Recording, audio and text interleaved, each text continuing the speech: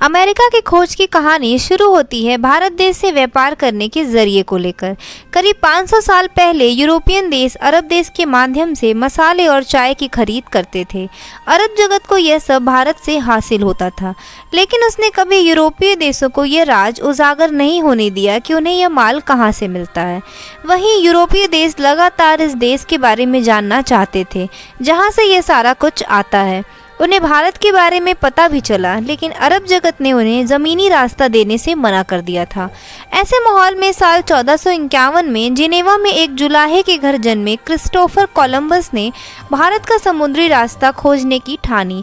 पर किशोर कोलंबस के इस मकसद के रास्ते में हर कदम पर रुकावटें ही आ रही थीं। पहले तो यूरोप के विद्वानों ने उसे बताया कि धरती टेबल की तरह चपटी है और वह पश्चिम से पूरब की ओर जाएगा तो अनंत गहराई में समा जाएगा।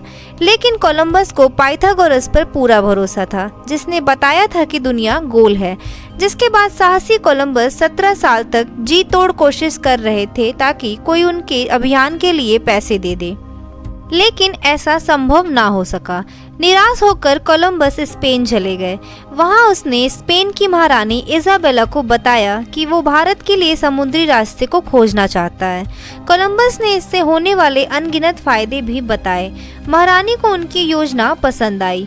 फिर आई 3 अगस्त 1492 की तारीख। स्पेन के पालोस बंदरगाह पर राजा रानी समेत हजारों लोग जुटे और कोलंबस को भारत की खोज के लिए गाजे बाजे के साथ हरी झंडी दिखाकर रवाना किया गया।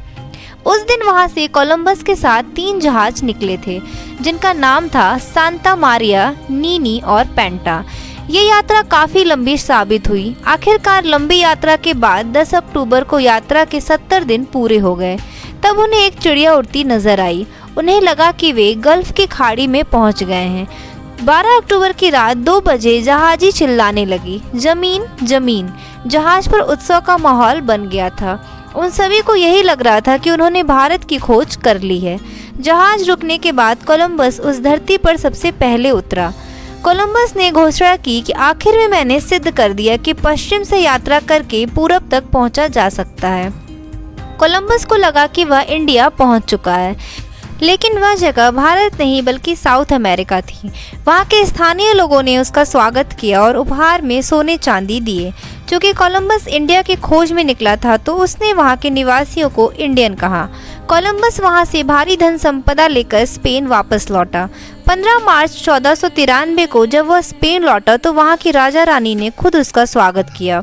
इसके बाद कोलंबस ने 3 बार अमेरिकी द्वीपों की यात्रा की, जहाँ से हर बार वह बेशुमार दौलत लेकर लौटता था।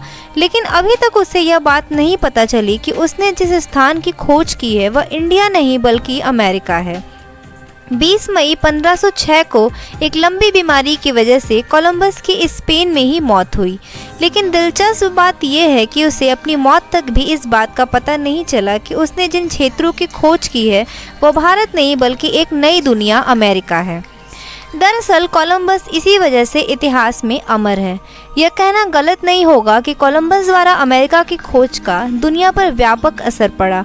आज जो दुनिया दिख रही है उसमें कोलंबस का अहम योगदान है।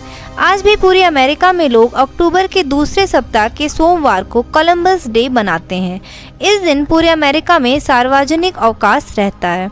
तो उम्मीद है दोस्तों आपको अमेरिका की खोज की कहानी इंटरेस्टिंग लगी होगी। ऐसे ही और मज़ेदार वीडियो के लिए चैनल को सब्सक्राइब करें और वीडियो को लाइक एंड शेयर करना ना भूलें।